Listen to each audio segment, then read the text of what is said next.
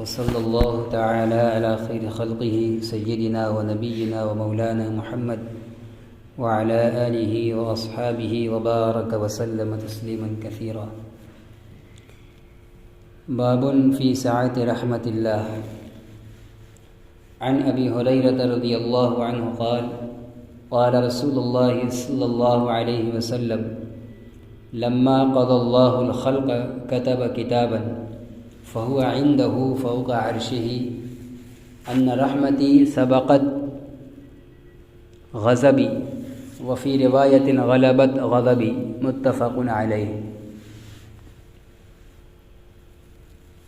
باب فی سعۃ رحمت اللہ،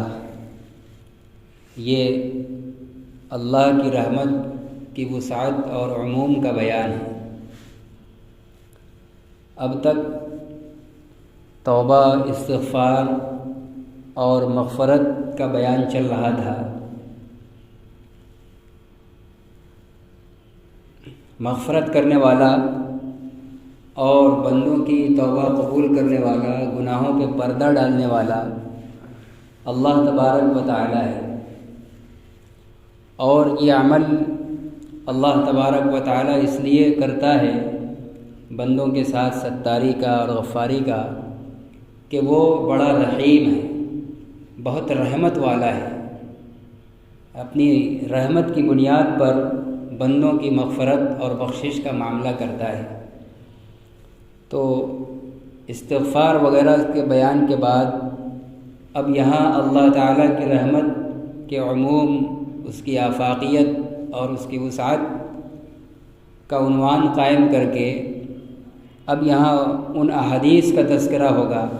جس میں نبی اکرم صلی اللہ علیہ وسلم نے اللہ تعالیٰ کی صفت رحم اور اس کی رحمت کے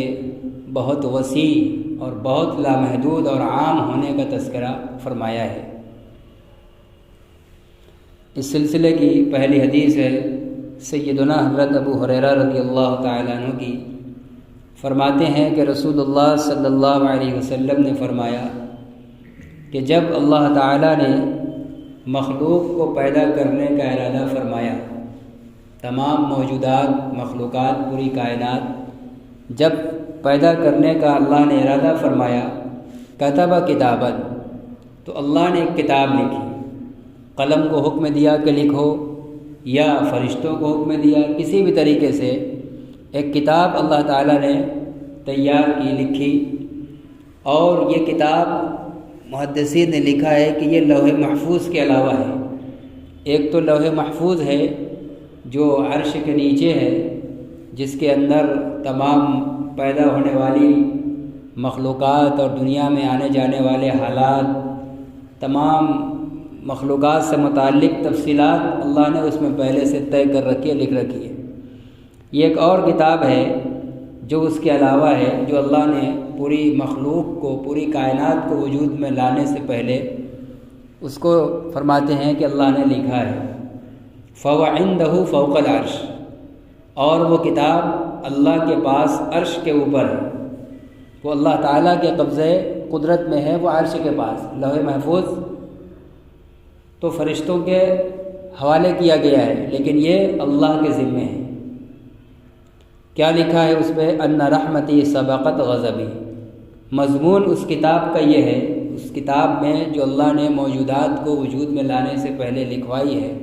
اور جو اللہ کے عرش کے اوپر ہے، اس میں لکھا ہے کہ رحمتی سبقت غضبی، میری رحمت میرے غصے پر غالب ہے، میری رحمت میرے غصے سے زیادہ ہے۔ اللہ تعالیٰ جتنے غضبناک ہیں، غصہ ہونے والے ہیں، قہار ہیں، جبار ہیں، ہے اللہ کی یہ صفت بھی، غصہ بھی ہوتے ہیں، ناراض بھی ہوتے ہیں، لیکن اللہ تعالیٰ رحیم زیادہ ہیں۔ رحمت کی صفت ان کے اندر بہت زیادہ ہے، اتنی زیادہ ہے کہ اللہ کی صفت غضب اس کے مقابلے میں کم ہے۔ وفی روایت غلبت غضبی، اور ایک روایت میں سبقت کی جگہ غلبت کا لفظ ہے۔ حاصل اور مطلب دونوں کا وہی ہے کہ اللہ تعالیٰ کی رحمت غضب کے اوپر غالب ہے۔ چنانچہ یہ اللہ تعالیٰ کی رحمت کے ہی غالب ہونے کا اثر اور نتیجہ ہے کہ دنیا کی تمام مخلوقات وجود میں آ رہی ہیں اور ہر مخلوق ہر لمحہ اللہ تعالیٰ کی طرح طرح کی نعمتوں سے لطف اندوز ہو رہی ہے، ورنہ اگر غضب غالب ہوتا تو کوئی کافر زندہ نہ رہتا، اللہ تعالیٰ فوراً ہلاک کر دیتے، کوئی گناہ گار زندہ نہ رہتا، جو ذرا سی نافرمانی کرتا،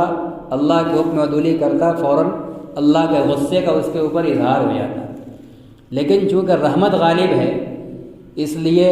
تمام تر ناشکری اور نافرمانی کے باوجود بندوں کی گرفت فوراً نہیں ہوتی ہے، ان کو مہلت ملتی ہے، آخری سانس تک موقع ملتا رہتا ہے۔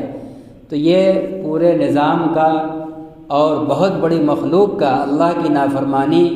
اور اس کے کفر و انکار کے باوجود نعمتوں سے مالا مال ہوتے رہنا، کہہ رہے کہ یہ علامت ہے اس بات کی کہ واقعی اللہ کی صفت رحمت ہی غالب ہے اس کے غصے اور ناراضگی پر۔ قرآن کریم میں بھی اللہ تبارک و تعالیٰ نے فرمایا ہے عذابی اصیب بہ من اشاء ورحمتی وسعت کل شیء، میرا عذاب جس کو میں چاہوں اس پر بھیج دیتا ہوں۔ عذاب یعنی غضب کے اظہار کے لیے اللہ تعالیٰ مشیت کا ارادہ فرماتے ہیں، لیکن ورحمتی وسعت کل شیء، لیکن میری رحمت ہر چیز پر عام ہے۔ غضب کا اظہار ہر وقت نہیں ہوتا، غضب جب بندہ بہت آگے نکل جاتا ہے نافرمانی میں، پھر اللہ تعالیٰ ایک فیصلہ لیتے ہیں کہ اب اس کے اوپر ناراضگی کا اظہار کرنا چاہیے، کوئی سزا عذاب گرفت فرماتے ہیں۔ تو یہ فرماتے ہیں کہ عذاب تو جس کو میں چاہتا ہوں اپنے ارادے سے اس کو چکھاتا ہوں، اس پر مسلط کرتا ہوں، لیکن رحمت ہر وقت عام ہے۔ سانس اندر کھینچ رہا ہے، باہر نکال رہا ہے، انسان کا پیر کے ناخن سے سر کے بال تک پورا وجود ہی نعمت ہے۔ کافر ہے اس کو بھی یہ نعمت ملی ہوئی ہے، مشرک ہے، خدا کا باغی ہے، دشمن ہے، حکم توڑنے والا ہے، پورے جسم کی نعمت ہے، کھانے پینے کی نعمت ہے، زندہ رہنے کی نعمت ہے، اور دنیا میں طرح طرح کے رہنا سہنا، لباس پہناوا، سب نعمتوں میں ہر وقت انسان اور ہر مخلوق اپنے اپنے اعتبار سے ہر وقت اللہ کی نعمت میں۔ تو یہ کہہ رہے ہیں کہ رحمت ہر وقت عام ہے، کوئی پل اور کوئی لمحہ ایسا نہیں ہوتا کہ مخلوق پر خدا کے رحمت کا ظہور نہ ہوتا ہو، لیکن غضب کے اظہار کے لیے ہر وقت نہیں ہوتا ہے۔ اللہ تعالیٰ جب بہت دیکھتے ہیں کہ بندہ باز آنے والا نہیں ہے بغیر ذرا سا تنبیہ کے، تب پھر اللہ تعالیٰ اپنے ارادے سے اس پر سزا عذاب بھیجتے ہیں۔ تو یہ سب نتیجہ ہے اس بات کا کہ اللہ تعالیٰ نے اپنی صفت رحمت کو غالب رکھا ہے، اس کو بھاری اور زیادہ رکھا ہے، غضب اور غصے کی جو صفت ہے اس کو رحمت کے مقابلے میں کم تر اور کم رکھا ہے۔ وعنہ رضی اللہ عنہ قال قال رسول اللہ صلی اللہ علیہ وسلم ان للہ مئۃ رحمۃ انزل منها رحمة واحدة بین الجن والانس والبہائم والحوام فبها يتعاطفون وبها يتراحمون وبها تعطف الوحش على ولدها وأخر الله 99 رحمة يرحم بها عباده يوم القيامة۔ وفي رواية لمسلم عن سلمان رضي الله عنه نحوه، وفي آخره قال فإذا كان يوم القيامة أكملها بهذه الرحمة۔ حضرت ابو ہریرہ رضی اللہ تعالیٰ عنہ فرماتے ہیں کہ رسول اللہ صلی اللہ علیہ وسلم نے فرمایا کہ بلا شبہ اللہ تعالیٰ کی 100 رحمتیں ہیں، اللہ تعالیٰ کی رحمت کا گویا 100% حصہ ہے، 100% اللہ کی رحمت ہے۔ رحمت انزل منها رحمة واحدة، اس میں سے اس پوری 100% رحمت میں سے 1% رحمت اللہ نے جن، انسان، جانوروں اور چوپایوں کے درمیان میں اتاری ہے۔ فبها يتعاطفون، تو اسی 1%، 1%، ایک حصہ رحمت کی وجہ سے یہ انسان و جنات اور جانور، یہ مخلوقات آپس میں ایک دوسرے کے ساتھ نرمی کرتے ہیں، ایک دوسرے کے ساتھ رحم کا معاملہ کرتے ہیں، اور اسی ایک حصہ رحمت کے سبب وحشی جانور بھی اپنے بچے سے پیار کرتے ہیں۔ انسان جو آپس میں ایک دوسرے سے محبت کر رہا ہے، جنات اپنی نسل سے جو ایک دوسرے سے محبت کر رہے ہیں، مختلف جانور جو اپنے نسلوں سے، اپنی اولادوں سے جو محبت کر رہے ہیں، یقیناً یہ دل کے اندر نرمی، رحمت اور شفقت کی بنا پر ہو رہا ہے۔ تو اللہ کے نبی فرماتے ہیں کہ اللہ تعالیٰ کی رحمت کا جو پورا 100% مجموعہ ہے، یہ ایک حصہ اللہ نے ان مخلوقات پر بانٹا ہے، اسی ایک حصہ سے ہم رحمت کرتے ہیں۔ اسی ایک حصہ میں اکیلا انسان نہیں ہے، اکیلا جنات نہیں ہے، انسان، جنات اور تمام جانور، جتنے بھی حیوان ہیں، جاندار، جتنی بھی مخلوق ہیں، چاہے وہ پیر پر چلنے والی ہوں، چاہے زمین سے گھسٹ کر پیٹ کے بل چل رہے ہوں، کیڑے مکوڑے، جتنی بھی جاندار مخلوقات ہیں، انسان و جنات سمیت، سب جو آپس میں اپنے رشتہ داروں سے یا اولادوں سے جو محبت کر رہے ہیں، وہ رحمت کا 1% جو اللہ نے زمین پر اتارا ہے وہ اسی کا صدقہ ہے۔ اب دیکھ لیجئے کہ اس 1% میں انسانوں میں دیکھ لیا جائے کہ ایک ماں اپنی اولاد سے کتنا پیار کرتی ہے کہ اس سے زیادہ کا تصور نہیں، ایک باپ کیسا کرتا ہے، شوہر بیوی سے، بیوی شوہر سے، مختلف تعلقات والے، ایک جگری دوست دوسرے دوست سے کتنی محبت کرتے ہیں۔ اور پھر انسان کے علاوہ دوسری مخلوقات میں بھی اپنی نسلوں اور تعلقات والوں کے ساتھ محبت اور شفقت کا معاملہ ہے۔ یہ سب کس کی وجہ سے ہو رہا ہے؟ جو 100% رحمت میں سے 1% اللہ نے اتارا ہے، اس کا یہ نتیجہ ہے۔ تو جب 1% میں یہ اربوں خربوں مخلوق کا یہ حال ہے کہ یہ آپس میں ایک دوسرے سے اتنا محبت اور پیار کرتے ہیں، تو جس ذات کے اندر سراپا 99% اور مزید ہے، 100% اور مزید ہے، یہ ہمارے اور سمجھانے کے لیے ہے 100% اور 99%، ورنہ اللہ تعالیٰ کی رحمت بھی لامحدود ہے، ہماری عقل میں نہیں آ سکتی۔ جو چیز ہماری عقل میں آ رہی ہے کہ یعنی 100% ایک رحمت ہے، اس کا ایک حصہ، 99 حصہ چھوڑ کر ایک حصہ ان کروڑ مخلوق کے بیچ میں اتارا گیا،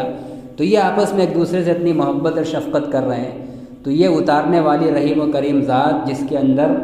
وہ 1% بھی ہے اور مزید 99% اور ہے، 100% رحمت ہے، اس کے اندر کتنی رحمت ہوگی، وہ اپنی مخلوق سے کتنا پیار اور کتنی محبت کرتا ہوگا، انسان خود اس کا اندازہ لگا لے، سوچ لے۔ اللہ تعالیٰ ایسی رحمت والے ہیں۔ فرما رہے ہیں کہ یقیناً اللہ تعالیٰ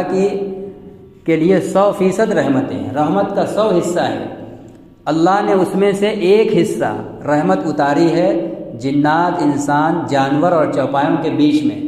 اسی 1% حصہ سے، رحمت کے حصہ سے یہ مخلوقات آپس میں ایک دوسرے سے نرمی کرتے ہیں، ایک دوسرے پر رحم کرتے ہیں، اور اسی 1% رحمت کے سبب وحشی جانور اپنے بچے پر نرمی کرتے ہیں۔ وحشی جانور جو انسان کو دیکھ کر بدکتا ہے، شیر، چیتا وغیرہ، اور حملہ کرنے پر آ جاتا ہے، لیکن وہی وحشی جانور، شیر وغیرہ اپنے بچے سے پیار بھی کرتے ہیں، اور مخلوقات سے پیار نہیں کرتے، ان کو چیرنے پھاڑنے آ جاتے ہیں،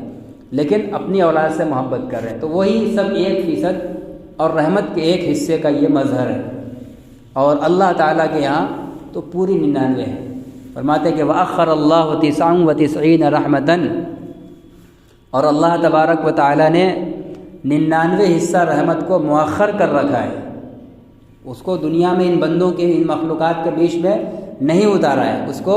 پیچھے رکھ دیا ہے۔ یرحم بها عبادہ یوم القیامہ، ان کے ذریعے اللہ اپنے بندوں کے ساتھ قیامت کے دن رحم فرمائے گا۔ گویا کہ 1% رحمت کے حصے میں ہم تمام مخلوقات آپس میں ایک دوسرے سے رحمت اور شفقت کر رہے ہیں، اور دنیا کے اندر بھی اللہ کا جو بندوں کے ساتھ معاملہ ہے اسی 1% رحمت کے ساتھ ہے، لیکن جب قیامت قائم ہوگی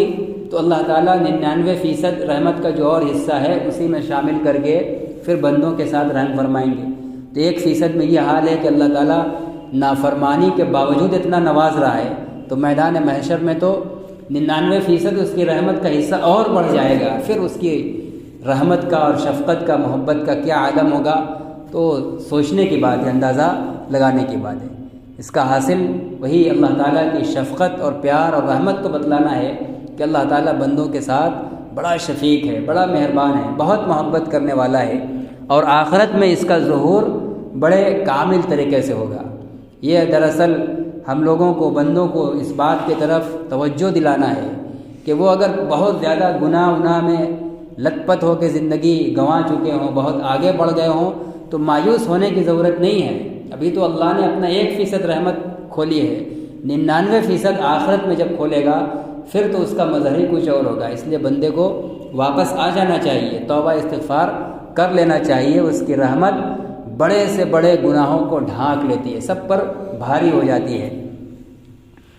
اور حضرت سلمان فارسی رضی اللہ عنہ کی ایک روایت میں ہے،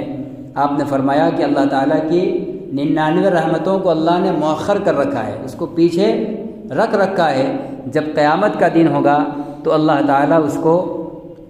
اس 99 حصہ رحمت کو بھی اس دنیا میں جو ایک حصہ رحمت کا بھیجا اس کے ساتھ ملا کر کمپلیٹ کر دے گا، اور پھر میدان محشر میں بندوں کے ساتھ اللہ 100% اپنی صفت رحمت کے ساتھ متوجہ ہوگا۔ تو امید بڑھانا مقصد ہے بندوں کی، چنانچہ اسی بنیاد پر حضرت عمر رضی اللہ تعالیٰ عنہ فرمایا کرتے تھے کہ مجھے اللہ کی رحمت سے اتنی امید ہے، میں اتنا پر امید ہوں کہ میدان محشر میں جب اللہ کی طرف سے اگر بالفرض یہ اعلان ہو جائے کہ تمام لوگ جہنم میں جائیں گے سوائے ایک آدمی کے، تو حضرت عمر فرماتے ہیں کہ مجھے اللہ سے اتنی امید ہے کہ مجھے یقین ہوگا کہ وہ میں ہی ہوں گا، اتنی امید ہے کہ اللہ تعالیٰ مجھے کو جنت میں بھیجیں گے۔ اور خوف بھی ہونا چاہیے، خوف کی بھی بات آگے آ رہی ہے، اتنی امید میں آدمی بہہ نہ جائے کہ سب کرنا ہی ایک دم چھوڑ دے، جیسے چاہے منمانی زندگی گزارے کہ اللہ تعالیٰ تو 99 حصہ رحمت کا اور محشر میں کھولے گا۔ آگے حضرت عمر فرماتے ہیں کہ اگر اللہ کی طرف سے یہ اعلان ہو جائے کہ تمام لوگ جنت میں جائیں گے سوائے ایک بندے کے، ایک بندہ جہنم میں جائے گا، تو حضرت عمر فرماتے ہیں کہ اللہ تعالیٰ کی بے نیازی کا مجھے اتنا خوف ہے کہ اس وقت مجھے یہ یقین ہو جائے گا کہ وہ میں ہی ہوں گا، میں ہی جہنم میں بھیجا جاؤں گا سارے لوگوں کے علاوہ۔ تو خوف بھی ہونا چاہیے اور رجا اور امید بھی ہونا چاہیے۔ تو یہ حدیث امید بڑھانے والی ہے۔ اللہ تعالیٰ ایسے رحیم ہے کہ جب دنیا کے اندر 1% رحمت کے ساتھ یہ معاملہ چل رہا ہے تو میدان محشر میں جب اس رحمت کے ساتھ 99% رحمت کا حصہ اور شامل ہوگا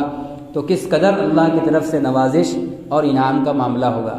اس لیے اس امید کے ساتھ بندوں کو اپنا معاملہ ایسی زبردست رحمت والی ذات سے ٹھیک ٹھاک رکھنا چاہیے، اپنا تعلق بنا کر رکھنا چاہیے۔ وعن ابی ہریرہ رضی اللہ عنہ قال قال رسول اللہ صلی اللہ علیہ وسلم لو يعلم المؤمن ما عند الله من العقوبة ما قمع بجنته احد ولو يعلم الكافر ما عند الله من الرحمة ما قنط من جنته احد متفق علیہ۔ اس حدیث میں خوف اور رجا کا بیان ہے، خوف اور رجا کی حالت کا بیان۔ حضرت ابو ہریرہ رضی اللہ تعالیٰ عنہ فرماتے ہیں کہ رسول اللہ صلی اللہ علیہ وسلم نے فرمایا کہ اگر مومن جان لے اس سزا کو جو اللہ کے پاس ہے، اللہ کے پاس جو سزائیں تیار ہیں، اس سزا کو جان لے، یعنی اس کی حقیقت کو جان لے، اس کی حقیقت اور اس کی خطرناکی کا اندازہ ایمان والے کو اگر ہو جائے، معلوم ہو جائے کہ ہاں آخرت میں مجھے یہ سزا ہے، آخرت میں ایسی ایسی سزا ہے، ایسی ایسی تکلیف ہے، اس کی کیفیت کا احساس ہو جائے، اس کا یقین بیٹھ جائے، ما طمع بجنتی احد، تو کوئی اللہ کی جنت کی امید نہیں رکھے گا۔ کسی ایمان والے کے دل کے اندر بیٹھ جائے صرف سزا کا تصور اور پوری اپنی حقیقت کے ساتھ، تو فرما رہے کہ اس کے اوپر ایسا خوف طاری ہو جائے گا، اتنا وہ اللہ سے ڈر جائے گا کہ پھر اس ایمان والے کو جنت کی امید باقی نہیں رہ گئی، تو کافر کو کہاں سے ہوگی۔ وَلَوْ يَعْلَمُ الْكَافِرُ مَا عِنْدَ اللَّهِ مِنَ الرَّحْمَةِ، اور اگر کافر کو اللہ کے پاس موجود رحمت کا یقین ہو جائے، اللہ کے یہاں رحمت کتنی ہے، کیسی رحمت زبردست ہے، کافر کو اگر اس کا پتہ چل جائے مَا قَنَطَ مِن جَنَّتِ أَحَدٌ، تو کوئی کافر اللہ کی جنت سے نا امید نہیں ہوگا۔ وہ اللہ کی رحمت پر اعتماد کر کے بالکل اپنے کفر میں لگ کر بھی اسی یقین پر بیٹھ جائے گا کہ ہم لاکھ کفر میں نے، اللہ تعالیٰ کے یہاں تو اتنی رحمت ہے تو ہم جنت تو ہم کو مل ہی جائے گی کفر کے ساتھ بھی۔ تو حاصل یہ ہے کہ اللہ تعالیٰ کے یہاں سزا بھی بہت ہے، سخت ہے، اور اللہ تعالیٰ رحمت والے بھی بہت ہیں۔ سزا اتنی ہے کہ اگر ایمان والے کے ایمان کے باوجود سزا کی حقیقت کا علم ہو جائے تو وہ جنت سے نا امید ہو جائے گا کہ اتنی سزا جب ہے تو جنت تو مشکل ہے، اور رحمت بھی اللہ کے اتنی ہے کہ کافر بھی پر امید ہو جائے گا کہ جب اتنی زیادہ وہاں رحمت ہے تو جنت تو مل ہی جائے گی۔ تو یہ اللہ تعالیٰ کی سزا اور رحمت کا یہ حال ہے، لیکن سزا کو اتنا اس انداز سے نہیں بیان کیا گیا ہے کہ مومن کے اندر خوف ہی خوف بیٹھ جائے اور نا امید ہو جائے کہ جب اتنی سزا ہی ہے تو کچھ کرنے سے فائدہ کیا، کچھ ہوگا نہیں، چھوڑ کر بیٹھ جائے۔ اور اتنی امید نہ دیا جائے کہ کافر بھی جنت کا کفر کے ساتھ اور انکار کے ساتھ امیدوار ہو بن بیٹھے، نہیں، اس کے بیچ میں رہنا ہے، خوف بھی ہو، اس خوف کے نتیجے میں گناہ سے حفاظت ہو اور اللہ تعالیٰ سے امید بھی ہو۔ تو اسی کو حضرت عمر کی جو ابھی بات بیان کی گئی کہ مومن کا حال یہی ہونا چاہیے کہ نہ اس کے ذہن کے اندر اتنا خدا کا خوف اور ایسی سزا کا ڈر بیٹھ جائے کہ عمل کرنا ہی چھوڑ دے کہ کوئی فائدہ نہیں ہوگا، وہاں تو بس سزا ہی ہونی ہے۔ یعنی رحمت کا بھی دھیان ہونا چاہیے۔ رحمت کا دھیان کیا اوپر بیان کر دیا کہ ایک حصے میں پوری دنیا چل رہی ہے اور دیکھ لو کتنی رحمتیں ہیں، اور آخرت میں اس کے ساتھ مزید 99 حصہ اور مل جائے گا، تو اس سے امید بڑھانا مقصد ہے تاکہ خوف کم ہو۔ تو خوف جو ڈرایا جاتا ہے کہ اللہ کا خوف ہونا چاہیے، خوف ہونا چاہیے، تو وہ خوف نہیں کہ ایسا خوف بیٹھ جائے جیسے کسی بچے کو شیر کا خوف بیٹھا دیا جاتا ہے، کمرے کے باہر بلی کا خوف بیٹھا دیا جاتا ہے کہ ہر وقت ایک دم وہ دہسا ہوا رہتا ہے، کچھ کرنے کے لیے نکلنے کے لیے تیار نہیں۔ خوف کا مطلب کہ اللہ کی عظمت کا استحضار اور سزا کا استحضار تاکہ اس کی نافرمانی سے بچے، اور ساتھ ہی ساتھ خوف کے ساتھ ساتھ امیدواری اور رحمت جو اللہ تعالیٰ کی ہے اس کو یاد کر کے امید کا بھی پہلو غالب ہونا چاہیے۔ اسی کو صوفیہ نے اور اچھے انداز میں بیان کیا ہے کہ زندگی کے نارمل حالت کے اندر انسان ایمان والے کی زندگی کے اوپر خوف غالب ہونا چاہیے، رحمت کی بھی امید ہو لیکن زیادہ خوف کا احساس ہونا چاہیے۔ لیکن جب آخری وقت میں ہو، سخت بیماری میں، اب لگ رہا ہے کہ اب بچنے والے نہیں ہیں، تو اس وقت بندے کے اوپر امید غالب ہونی چاہیے۔ اس وقت بہت لرزنا کانپنا نہیں چاہیے کہ کیا ہوگا، کہیں سزا ہوگی، جہنم میں جائے، یہ سب تصور نہیں کرنا چاہیے۔ اس وقت اب امید کہ ٹھیک ہے ہم نے تو بہت خراب زندگی گزاری ہے، بہت گناہ کیے ہیں، لیکن اللہ آج ہم پچھتا رہے، اب کچھ کرنے کے لائق نہیں، تو بڑا رحیم ہے، بڑا مہربان ہے۔ یعنی آخری وقت کے اندر ایمان والے کے اوپر امید کا غلبہ ہونا چاہیے۔ یہ ہے ایمان کی کیفیت۔ عام زندگی کے اندر خوف غالب رہے، امید بھی رہے لیکن خوف زیادہ رہے، لیکن آخری وقت کے اندر جب انسان کو احساس ہونے لگے کہ اب جس حالت پر، جس بیماری سے ہم دوچار ہو چکے ہیں، بظاہر اب بچنے کی امید نہیں ہے، تو ایسے وقت کے اندر اس کو اپنا خوف دبانا چاہیے، اللہ سے خوب امید بڑھانی چاہیے۔ حدیث میں ہے کہ بندہ اللہ کے ساتھ جیسے امید رکھتا ہے، اللہ تعالیٰ قیامت میں اس کے ساتھ ویسے ہی معاملہ فرمائیں گے۔ تو اس لیے یہ امید ہمیں مرنے کے وقت، آخری وقت کا جب احساس ہونے لگے، ضرور اللہ سے اچھی امید بڑھانی چاہیے تاکہ اچھی امید کے ساتھ جائیں تو اللہ تعالیٰ اسی امید کے مطابق اپنے ساتھ معاملہ فرمائے۔ وعن ابن مسعود رضی اللہ عنہ قال قال رسول اللہ صلی اللہ علیہ وسلم الجنة اقرب الى احدكم من شراك نعله والنار مثل ذلك۔ عبداللہ ابن مسعود رضی اللہ عنہ فرماتے ہیں کہ رسول اللہ صلی اللہ علیہ وسلم نے فرمایا کہ جنت تم میں سے ایک شخص کے قریب ہے، اس کے پیر کے تشمہ سے زیادہ، اس کے جوتے کے تشمہ سے زیادہ قریب ہے۔ جنت تمہارے جوتے کا تسمہ تم سے جتنا زیادہ قریب ہے، جوتے میں تسمہ جو بندھن ہوتا تھا، فرمایا کہ وہ جتنا تم سے زیادہ قریب ہے اس سے زیادہ قریب تم سے جنت ہے۔ والنار مثل ذلک، اور اسی طرح جہنم بھی، یعنی جنت و جہنم بندے سے ایسے ہی زیادہ قریب ہیں جیسے بندے سے اس کے پیر سے جوتا اور اس کا تسمہ قریب ہے۔ اتنا قریب ہوتا ہے کہ خود انسان کا جوتا اور چپل پیر میں سٹا ہوا رہتا ہے، یعنی ایسے ہی فرما رہے ہیں کہ جنت و جہنم بھی قریب ہے۔ یہ پیر کے جوتے سے قربت دینا ایک مثال ہے، کیونکہ کسی بھی کام کے کرنے کے لیے بھاگ دوڑ کرنی پڑتی ہے، اس کے لیے پیر کا دخل ہوتا ہے، جوتے چپل کا دخل ہوتا ہے، تو بھاگ دوڑ کرنے کے لیے آدمی جوتا چپل پیر کے اندر ڈالتا ہے۔ تو فرماتے ہیں کہ ایسے ہی تمہارے لیے جنت بھی اسی جوتے کی طرح قریب ہے، جیسے جوتا اور تسمہ تمہارے پیر سے قریب ہے، ایسے ہی جنت بھی تمہارے بہت قریب ہے۔ تم چاہو تو پیر اپنا اس کی طرف دوڑا کر جنت میں داخل ہو جاؤ، اور چاہو تو جہنم میں داخل ہو جاؤ، دونوں تم سے قریب ہیں۔ اب اس کے پانے نہ پانے میں تمہارے قدم بڑھانے کا دخل ہے، تم کس طرف قدم بڑھاتے ہو، کیا چاہتے ہو۔ تو ہیں تو دونوں قریب، بہت دور نہیں ہیں کہ ان کا حاصل کرنا کوئی ہمارے لیے بعید اور مشکل ہو۔ تو جنت فرماتے ہیں کہ تم میں سے ایک شخص کے اس کے پیر کے جوتے سے زیادہ قریب ہے، اس سے بھی زیادہ کہہ رہے ہیں قریب ہے، حالانکہ جوتا ہم پیر کے اندر پہنتے ہیں تو بالکل بدن سے مس ہو جاتا ہے، جنت اس سے بھی کہہ رہے ہیں ہمارے قریب ہے۔ والنار مثل ذالک، اسی طرح جہنم بھی جتنا جوتا ہم سے قریب ہوتا ہے اس سے زیادہ قریب ہے۔ وہ اب ہمارے اختیار میں ہے کہ ہم اپنے قدم کو جنت کی طرف بڑھاتے ہیں یا جہنم کی طرف بڑھاتے ہیں، اور اس کے لیے وہی جنت اور جہنم والے اعمال ہیں جو اللہ کے نبی صلی اللہ علیہ وسلم نے جنت کے لیے کرنے کا حکم دیا ہے اور جہنم سے بچنے کے لیے بہت سے اعمال نہ کرنے کا حکم دیا ہے۔ وعن ابی ہریرہ رضی اللہ عنہ قال قال رسول اللہ صلی اللہ علیہ وسلم قال رجل لم يعمل خيرا قط لأهله وفي رواية اسرف رجل على نفسه۔ رسول اللہ صلی اللہ علیہ وسلم اس حدیث کے اندر بطور مثال کے ایک آدمی کے خوف کا عالم بیان کر رہے ہیں کہ ایک آدمی کے اوپر، فرض کر لو کسی آدمی کے اوپر خوف غالب آ جائے اور ایسا غالب آ جائے کہ وہ اپنے مرنے کے وقت زندوں سے وصیت کر دے کہ بھائی مجھے جلا الا کر راکھ کر کے ہمارے راکھ کو زمین پر ہواؤں میں اور دریا میں بکھیر دینا، ورنہ ہم تو اتنے بڑے پاپی ہیں کہ اللہ نے اگر گرفت فرما لی، پکڑ لیا تو بڑا سخت عذاب ہوگا۔ تو اس عذاب کے ڈر سے کوئی اتنا خوفزدہ ہو جائے تو اور قیامت کے دن اللہ کے سامنے کھڑا ہونے سے ایسا اس کے اوپر خوف غالب ہو جائے تو فرماتے ہیں کہ آخرت کے اندر ایسا شخص بخش دیا جائے گا، اللہ تعالیٰ کو اس پر رحم آ جائے گا کہ یہ بندہ مجھ سے اتنا خوف کھا رہا ہے، میرے سامنے کھڑے ہونے کا اس کو اتنا ڈر ہے، تو اس کو بخش دیا جائے گا۔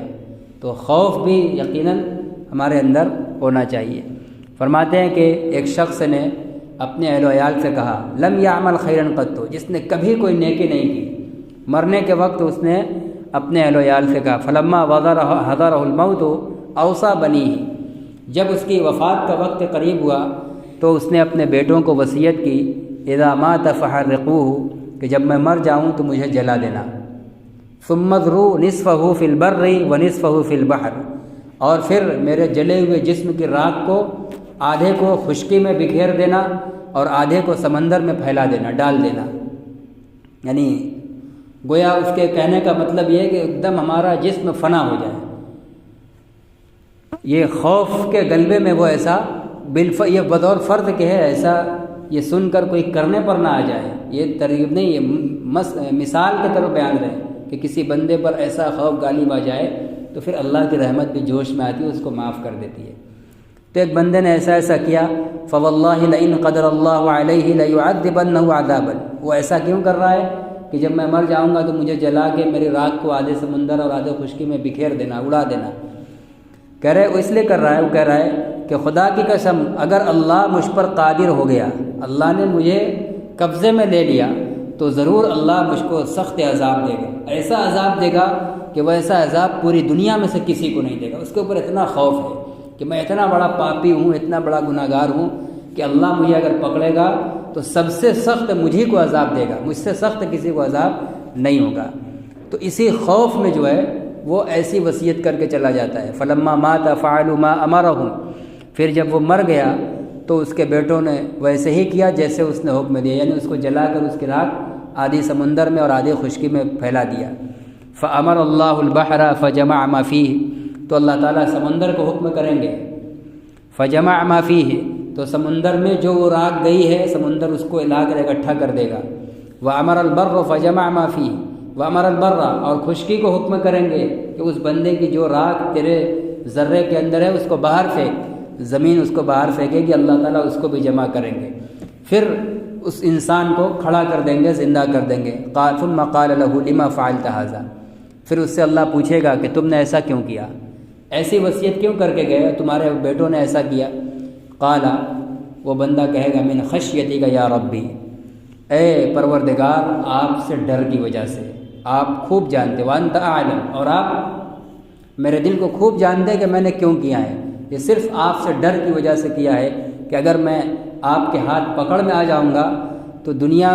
کی کسی بھی مخلوق کو، کسی بھی شخص کو آپ ویسا عذاب نہیں دیں گے جتنا مجھے دیں گے، کیونکہ اتنا میرا پاپ اور میرا گناہ اتنا بڑا ہوا تھا کہ مجھے یہ اندیشہ اور ڈر لگا تھا، اس لیے میں نے ایسا کروایا۔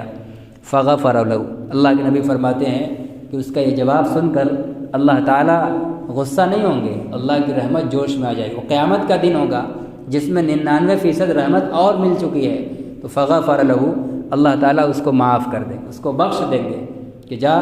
تم نے میرے سامنے کھڑے ہونے اور خوف اور عظمت کی وجہ سے ایسا کیا ہے، اس لیے اللہ تعالیٰ کی رحمت جوش میں آئے گی اور اس کو معاف فرما دے گی۔ اللہ تعالیٰ ہم سب کو بھی اپنی رحمت کے سائے میں دنیا اور آخرت ہر جگہ جگہ نصیب فرمائے۔ وآخر دعوانا الحمد للہ رب العالمین۔